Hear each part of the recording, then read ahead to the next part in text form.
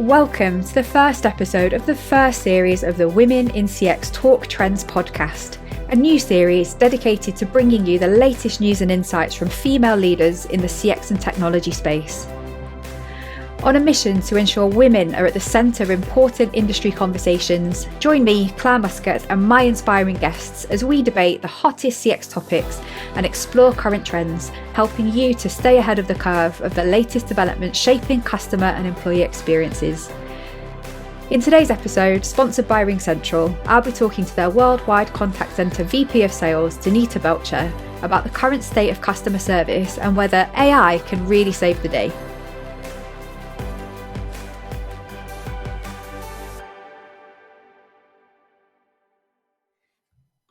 Hi, Danita.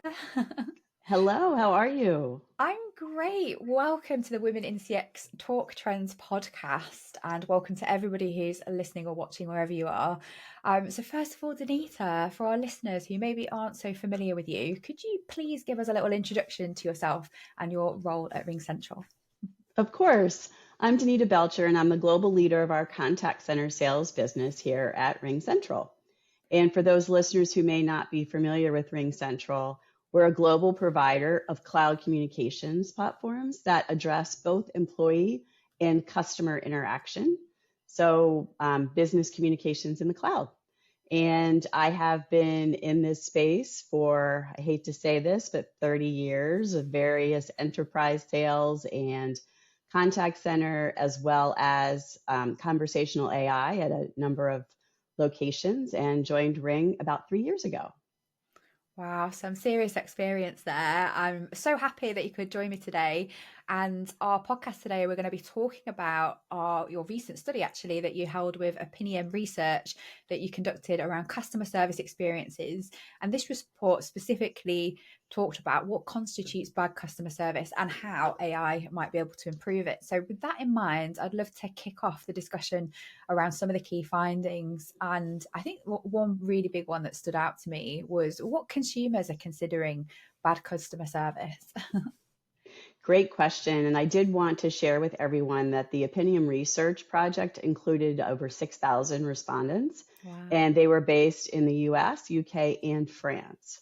I think really one of the most interesting results were that 97% of the respondents had complaints or issues and frustrations with customer service.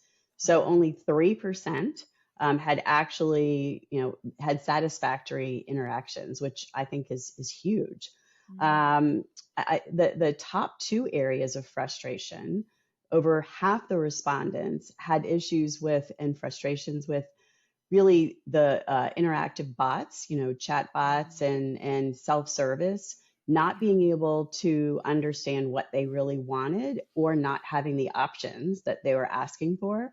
And then the second top area, in that half the respondents, was also around being transferred to agents, not really being able to get their questions answered the first time.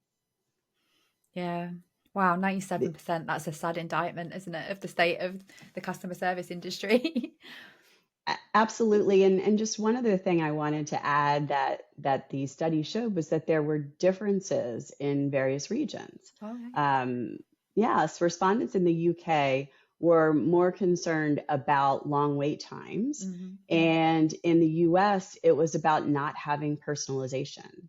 So I thought that was really interesting and important that we consider as we work in various regions and support customers, that we consider the cultural preferences as well as other requirements and compliances and like GDPR in the UK, et cetera. So I thought that was really interesting as well.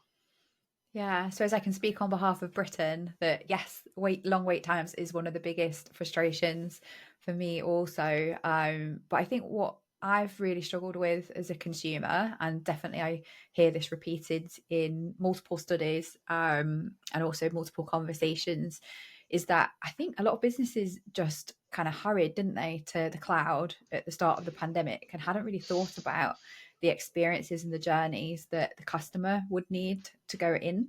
So the tech has been implemented perhaps less so with the customers' needs in mind. And yeah, I think it's really interesting to think about that perspective of cultural difference on what's more important for different groups there. Very important. I think, the migration to the cloud was certainly expedited due to the pandemic. And, our customers certainly had successful migrations in that transformation of on-premise to the cloud. But to your point, some of the things that companies did was also rush to self-service systems and bots without thinking through the customer's experience and what they were able to support. Most importantly, rushing to do that and not really thinking through all of the use cases is an issue, but not letting customers out of a self-service environment is really the most important and most frustrating to all of us. If we can't get an answer, we don't want to be locked in doing multiple attempts at a question that clearly the system isn't supporting. So we did see that. And the risk with that is that companies will be gun shy to then actually deploy something that does work, that does address the right use cases and really have the customer in mind. So I think we may see, a bit of a delay as well due to that race to the self-service.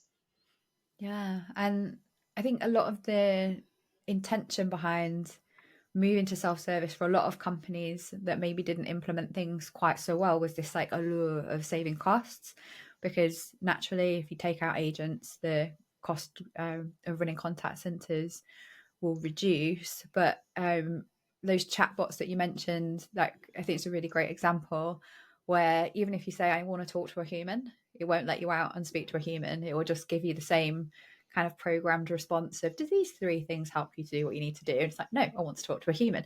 But it's like been taken away as an option entirely, hasn't it? To either speak to or call contact centers for some companies who have failed to do this well. Which kind of brings me on to my next question. Bearing in mind this allure of saving money, what are the potential consequences for businesses that provide poor customer service experiences, and how do they actually translate to actual costs? Yes, no, that's a great question. And the stakes are truly high. Our research in this study found that 57% of consumers who had a bad customer service experience were unlikely to return as a customer. So over half. And in addition to that, of course, they're not keeping their opinions to themselves. So with the prevalence of social media today, a company that delivers a bad experience to a customer, it's going to be known to that customer's friends and followers and so forth.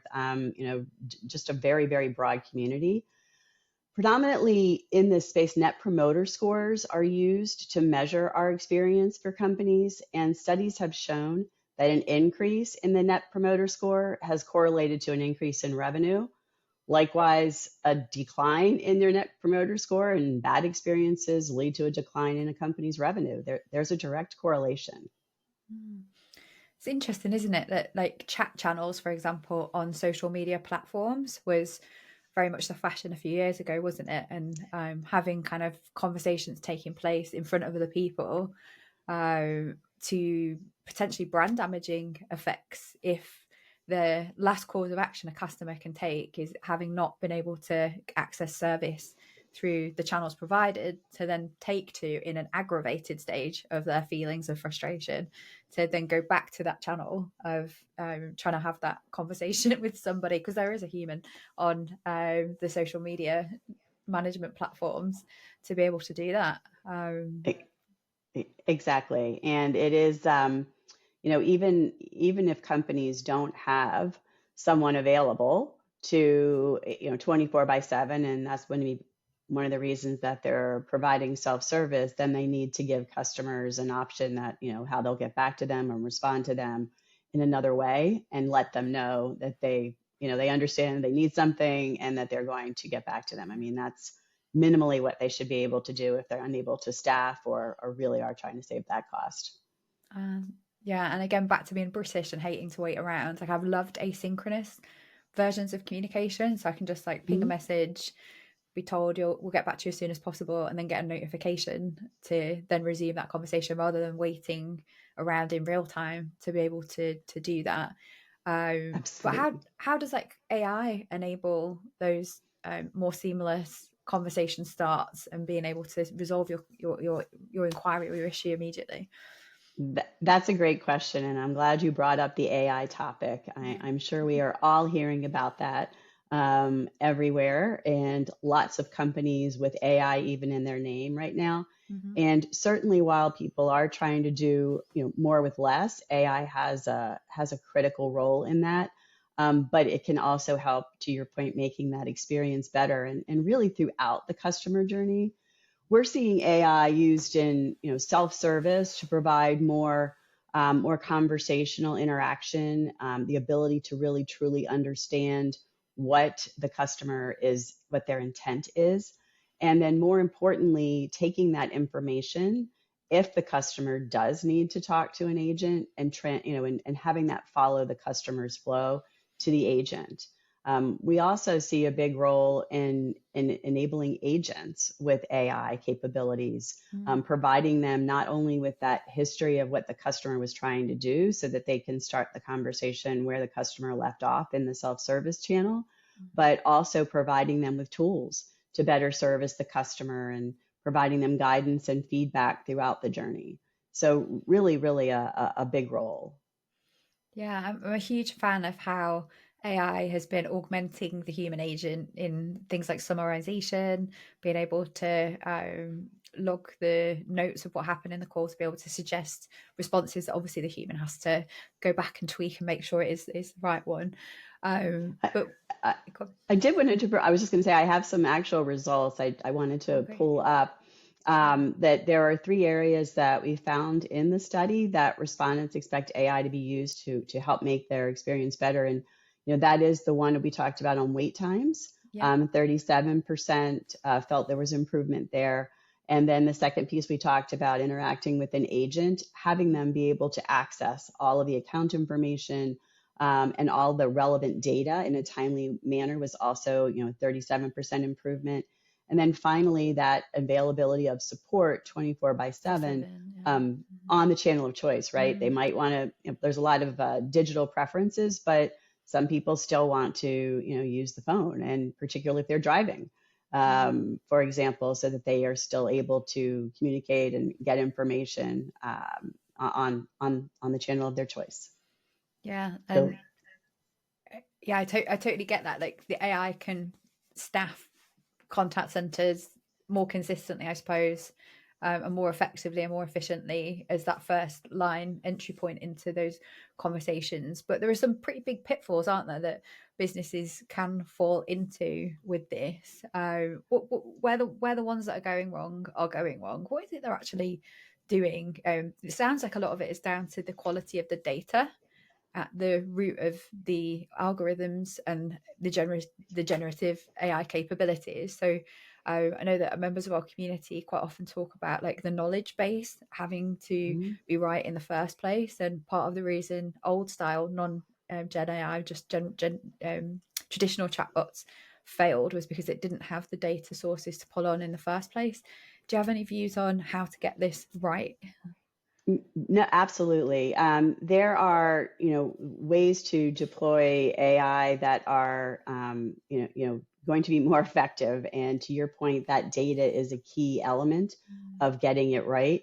Access to data, the way that Ring approaches this is actually leveraging AI data that can be used across the business. So for agents and for employees alike, so that you have consistent access and you have the broadest use of data. So kind of removing those silos, if you will, and also providing data that is specific to the customer. So being safe.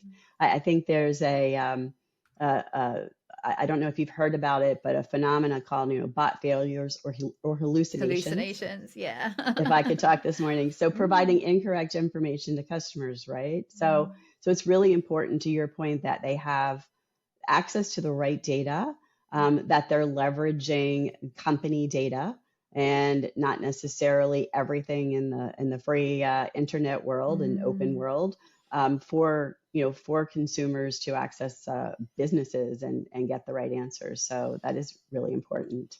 Yeah, no, being able to provide those guardrails. I think I've been asked the question before, why can't we just use Chat GPT as like our open AI source for this kind of thing? But there are a lot of reasons why not, right?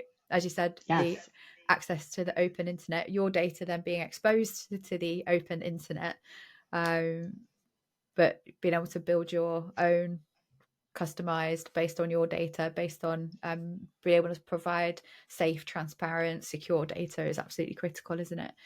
So moving Absolutely. us on to talk a little bit more about some of the funnier things that were in the report and the potential consequences for customers.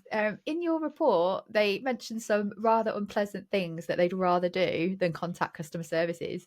Would you like to share with the audience a few about of those examples and what that says about the attitudes customers have towards service interactions? Absolutely. This was definitely the most enlightening part of the survey and certainly the most humorous, as you mentioned. The study showed that more than half of the respondents would rather clean their bathroom than contact customer service. Wow. I don't know about you, cleaning the bathroom is low on the list. I'm just, Um, surprised. Hopefully, I didn't come up with anything like root canal in the responses, but cleaning the bathroom is pretty bad. And then two-fifths said that they would rather go without the internet for an hour.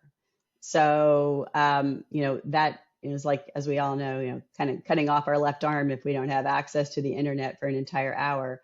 And then almost one-fifth, this was the real clincher, said that they would prefer to deal with vermin infestation in their homes rather than contacting customer service. So clearly high frustration levels. Wow. What do you think that says about customers' attitudes towards customer service interactions then?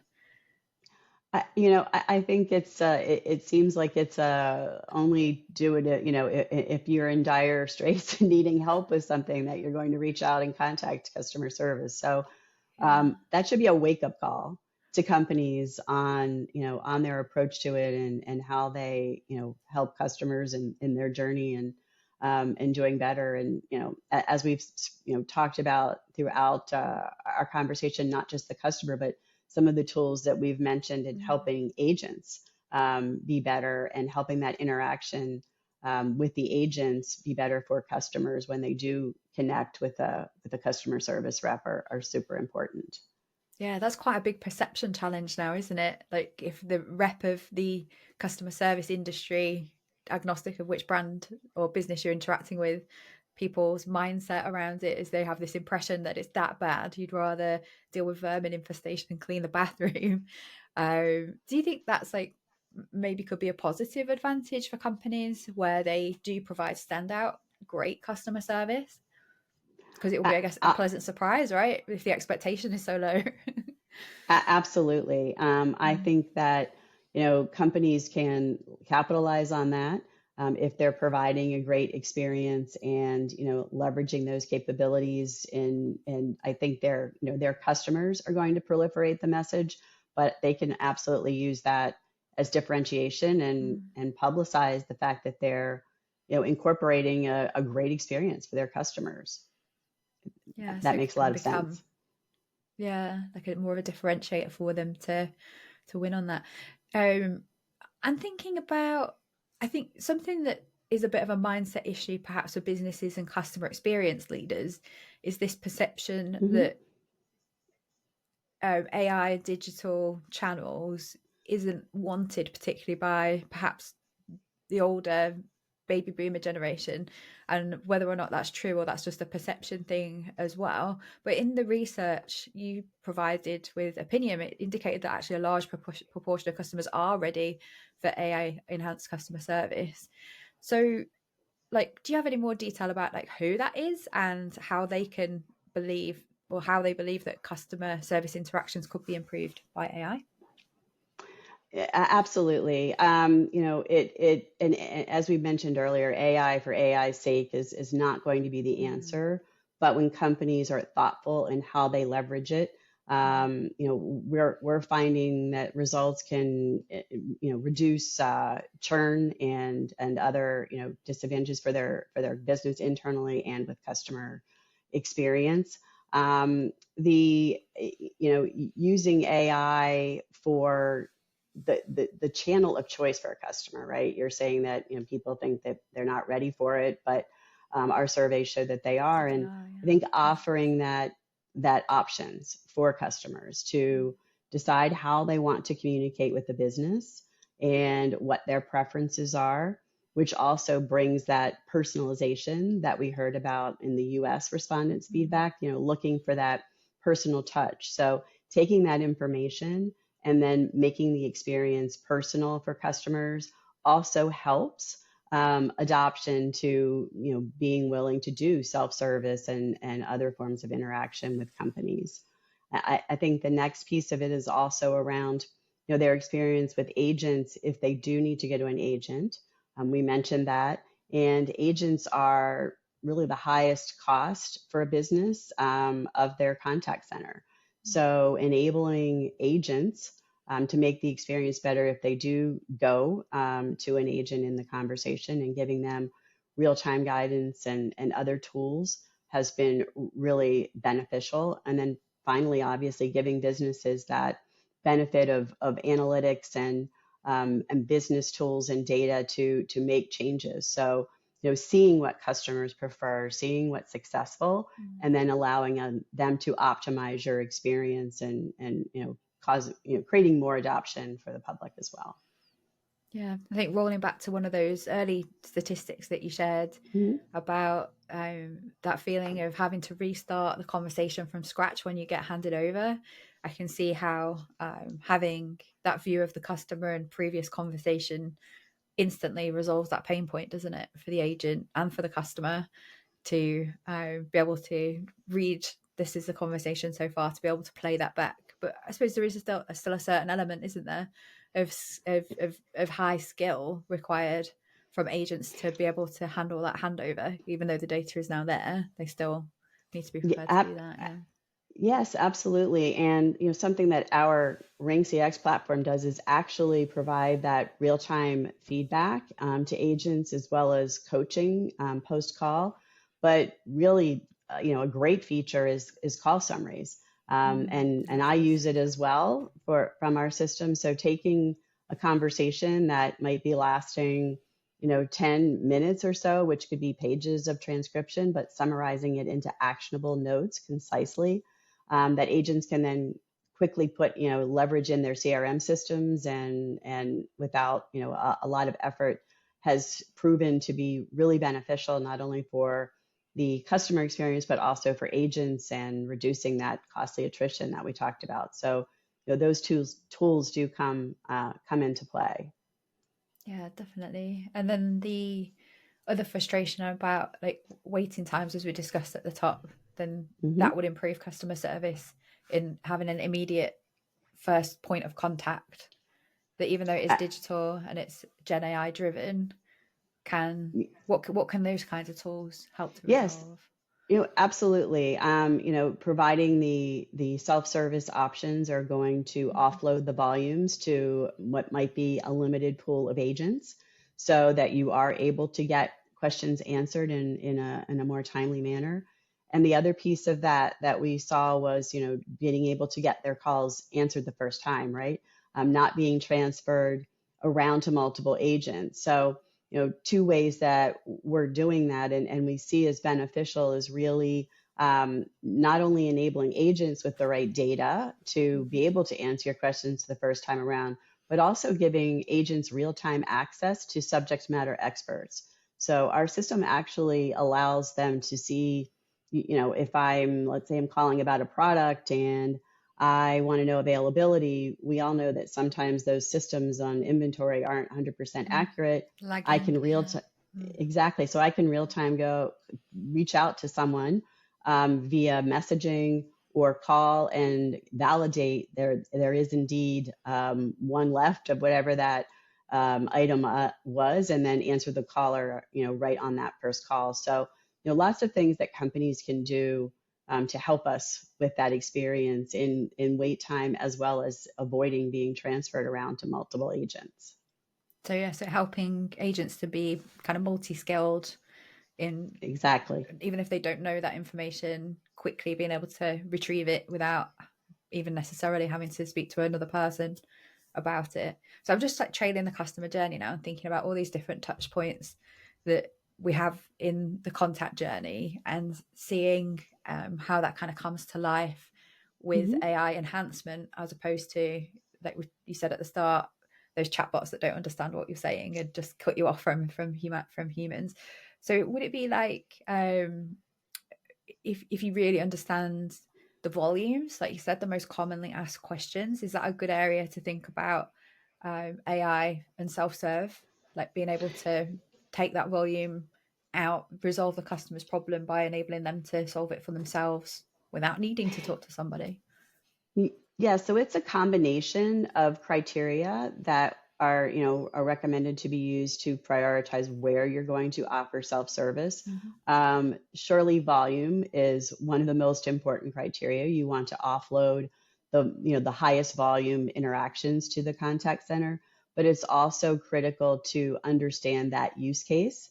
And are you able to fulfill that readily with self-service? Do you have the right data, and are you able to present it properly, and able to understand that intent, and designing it, a call flow around that? So that's something that we like to do, is work with our customers and prioritize a roadmap of where they start, and how do they offer self-service for the right use cases.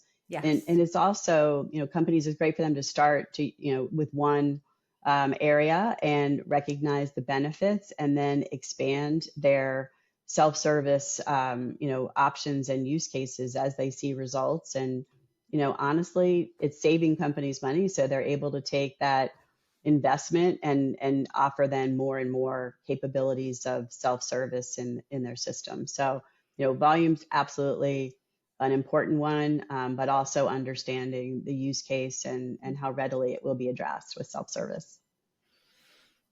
And as a customer experience designer, Mhm. I think for me,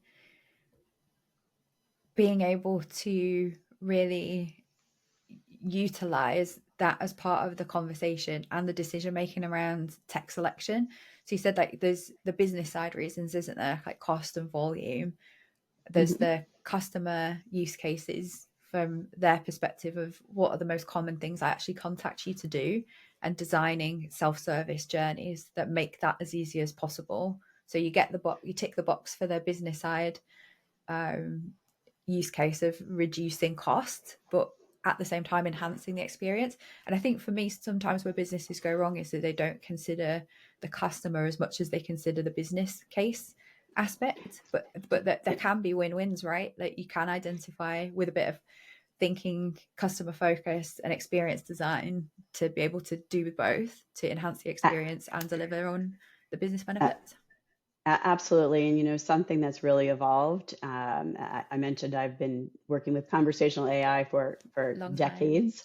And the thing that's so much more interesting and successful today is that we can actually leverage that generative AI to improve the customer experience. So these bots, ours can basically see how customers are asking for things, and update and improve and optimize. Based It's on that. kind of, yes, based on that. So really, the technology has come a long way, and I believe companies are seeing a wake up call. Hopefully they do. Hopefully they'll read this survey and realize how important it is to do it right. Mhm. Yeah, so making that connection there, I suppose, for the customer experience listeners out there, we think a lot about, I suppose, user experience and interaction, as well as the kind of customer journeys, but also to consider like the power of the analytics that you get off the back of the um, great bots being able to perform analysis on all of the interactions that happen at the front end to be able to advise and guide on what you might need to prioritize differently. They, But did you say you can make actual changes automatically? Yeah, so the generative AI can determine as people are asking new questions or use cases that weren't considered, the system can be optimized. We recommend, of course, there's some human validation, but the system can create and understand and through analytics show what other inquiries people have, more opportunities for self-service, as well as the ability to then locate that data. It's really amazing what can be done, particularly in digital self-service and queries using generative AI. Being able to search a company's webpage and look at multiple data sources and provide the consumer or patient or member with concise information in less than a minute. Really, really amazing and providing a great customer experience. Yeah, so the potential opportunities for Gen AI to do better than human, I think I'm hearing there. But I'm sure our listeners would love to delve a little bit deeper. So we talked about some of these kind of strategic questions and approach questions about the challenges. But what are some of the most common issues that businesses experience when they're trying to integrate AI into their customer service propositions? Let's just be super clear for the audience. Sure. No, I think it's important to, figure out, you mentioned data sources, right? So having, looking at data and sharing data across the business. AI is probably one of the most powerful technologies to drive, collaboration in a company versus working in silos. So, really critical that they share data, that they remove those silos and that they understand what has been happening today, right? What's been happening in their customer relationships and how can they approach this better? You will see, lots of new roles in organizations. In addition, there was, years ago, there were chief, digital innovation and digital officers. Well, now there's customer experience, success officers, and data, roles to really pull this together. And then really leveraging it to tailor customer experience and preferences. So taking that AI from use cases and customers and delivering an experience specific to their requirements is also important as they pursue this. And the other thing we see is optimizing. We talked about agent tools and optimizing them with AI, and it's important that we don't believe agents are going to be replaced entirely by AI, but they're going to be, optimized and enhanced. I had been to an analyst conference a few weeks ago, and we were talking about how companies should be able to use AI, not just to, make agents be able to do more calls in less time, but actually up-leveling any agents and optimizing them and enabling them to do more robust interactions by leveraging AI for easier use cases. So I think, looking at all of that, optimizing and not necessarily doing a full out replacement of people and pushing us all to self-service makes sense. Yeah, so augment over replace, I'm hearing. Exactly. So final question is now really starting to look ahead to the future. And I just wondered, what further research or initiatives do you believe are needed to fully realise the potential of AI in improving customer experiences? Wow, that is a great question. It's a big one. It is a big one. Yeah.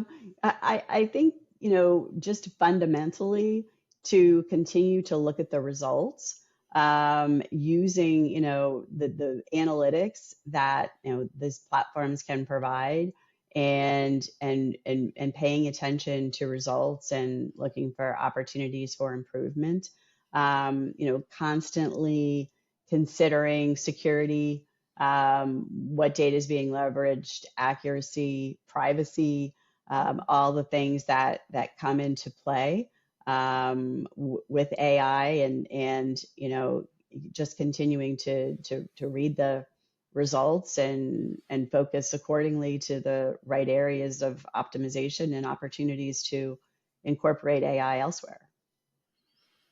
Yeah. So it's a difficult balance, isn't it? Because the potential of this technology is huge for it to really positively enhance human experiences, but there is also like such huge potential for the cat's here. Such huge They love potential. to visit.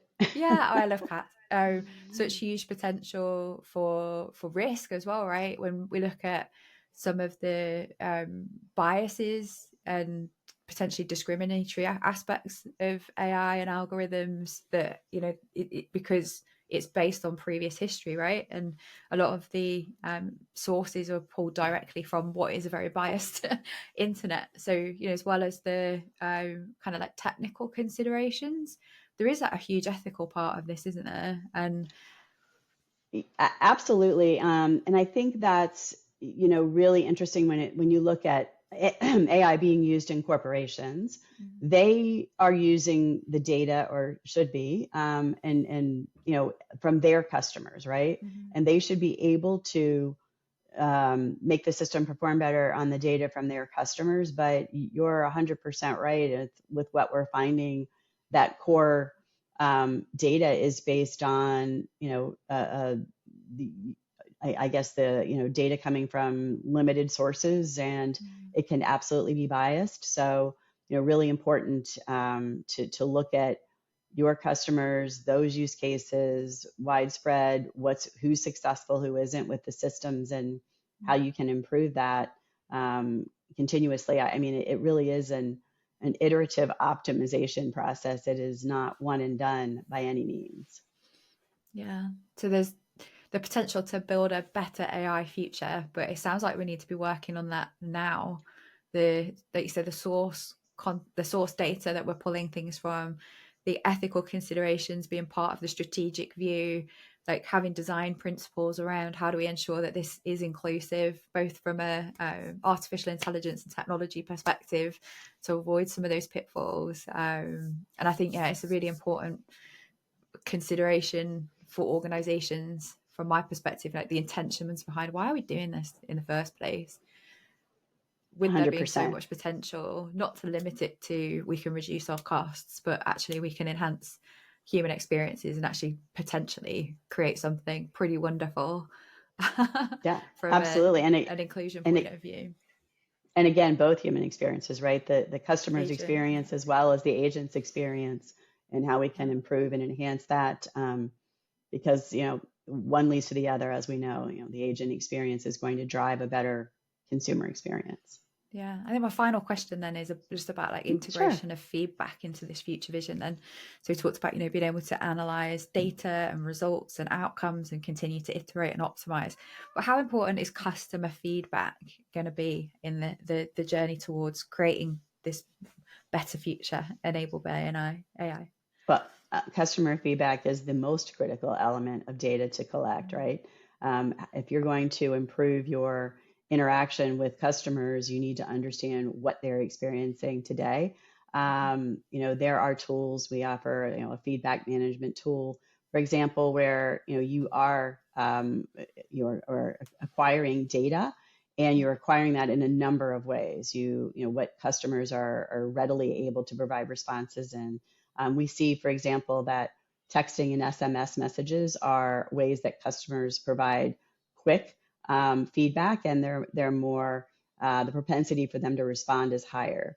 So that is a critical element of improving any data and any tool and like this, and leveraging the AI. It's really going to be important for companies to incorporate that and leverage that feedback. That's even, we're seeing it as we talked about earlier, in real time interactions with customers. Yeah, that's what I'm excited about. Yeah. Yes. Not So having to telling ask agents, anymore.